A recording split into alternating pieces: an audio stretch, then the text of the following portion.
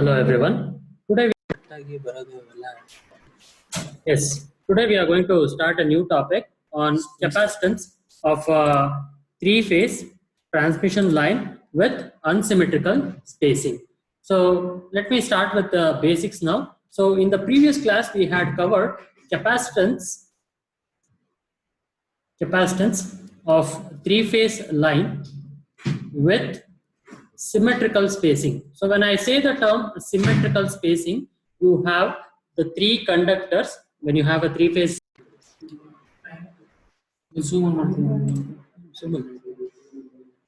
yes, we are having the capacitance of a three-phase line with unsymmetrical spacing. Yes, starting with the unsymmetrical spacing, we have again three conductors where you will be having the spacing to be unsymmetrical. So what do you mean by unsymmetrical? So the spacing between the conductors A, B, C are said to be unsymmetrical. So you have DAB, DBC and DCA.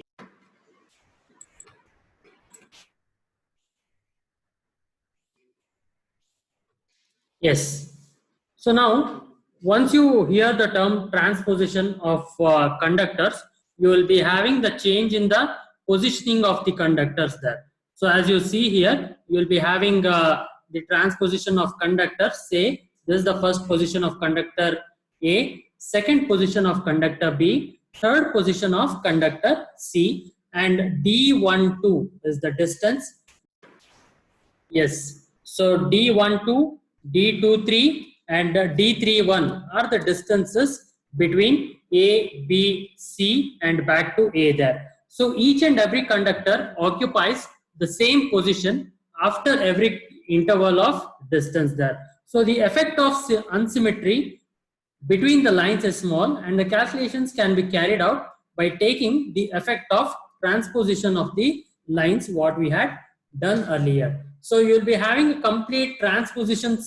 Yes, you will be having a complete transposition cycle of all the conductors which are being present there. Due to that one, we will be having such conductors which are repeatedly there in case of a three-phase transmission line. So A, B, C, so D12, D23 and D31 are the distances between them. So shows here the figure what it has been shown here is a three-phase unsymmetrical spacing. The radius of each conductor is said to be R. So now let us take the first position. Yeah, let us take the first position now, position A. So as you can see, this is the position A, what you are seeing here. So this is position A, position B and position C which is being present there. So now if you write VAB, the voltage, this is the phase A, this is the phase B, VAB is to be calculated here. So VAB, if I want to calculate it, VAB1 which is given by 1 divided by 2 pi epsilon QA. Yes. So if I want to find out VAB, I'll be writing again there as with respect to the position 1. So with respect to position 1, VAB can be written in this formula. As you can see, AB1.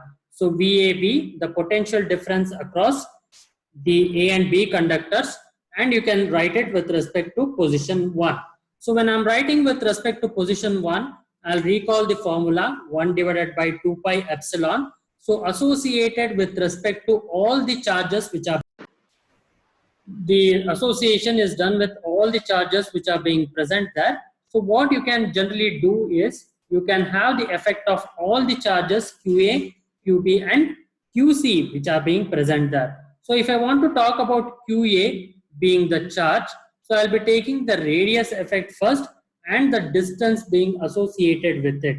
So next, if I want to talk about QB, so QB can be given by this distance, which is D12 in the denominator. I'll be taking these two effects into consideration, and later on what I can generally see is I can write the VAB equation, and QC what you are having is written as QC ln of D23 divided by D31. So what it means is once you are talking with respect to A, so D31 and D31 and D23. Leaving this one, you can write it as D31. Yes. So knowing these terms, we can write the next position 2 and the position 3 respectively. So what you can generally use is, you can make use of the cyclic symmetry property here.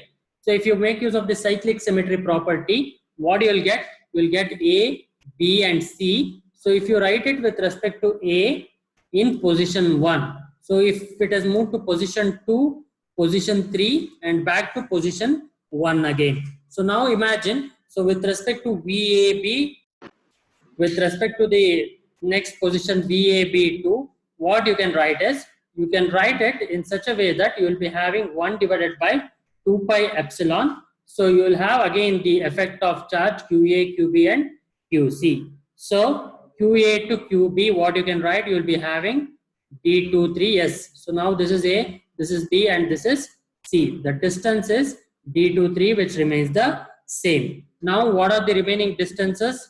So this is D12 and D31. Yes. So remaining distances are being present there with respect to the second position. And also similarly, you can do it for the third position also. So this is equation 1, this is equation 2, and this one is said to be equation 3 there. So now if you add all the terms, VAB 1 plus VAB 2 plus VAB 3, which is being present there, and if you divide it by 3, you will be getting the same terms what we did in inductance.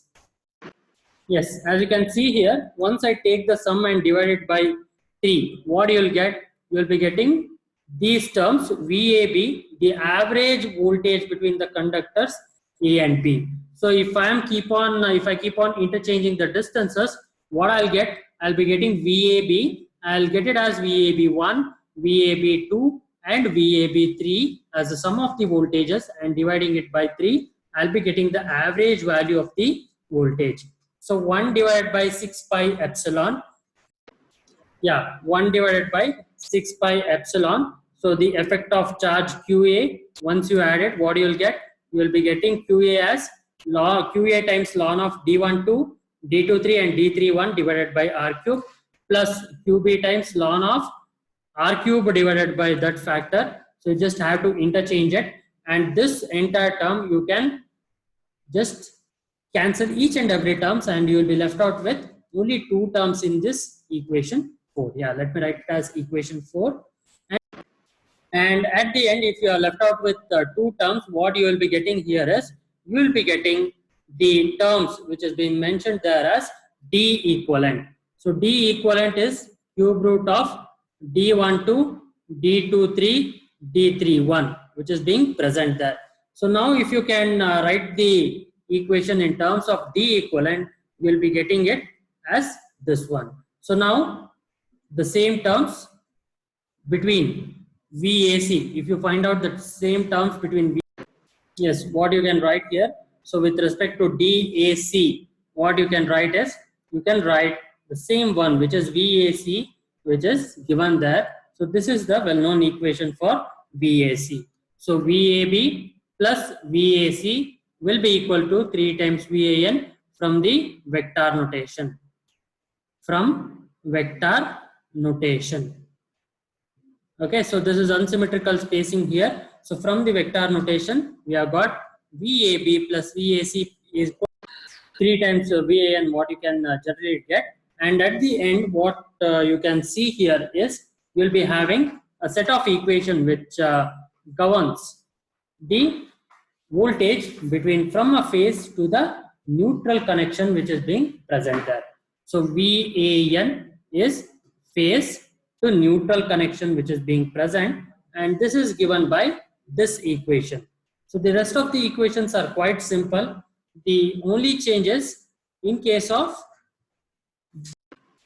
yes, in case of D, you will be having D equivalent there. So as you can see, you will have the next set of equations being written. So after the balance the circuit, you will be having CAN equals QAN divided by VAN. So you will be having CAN equals 2 pi epsilon divided by ln of D equivalent divided by R, farad per meter.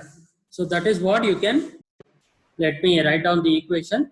So CAN equals QAN divided by VAN. At the end, you will be getting this equation. So this is what it has been there. So this forms the derivation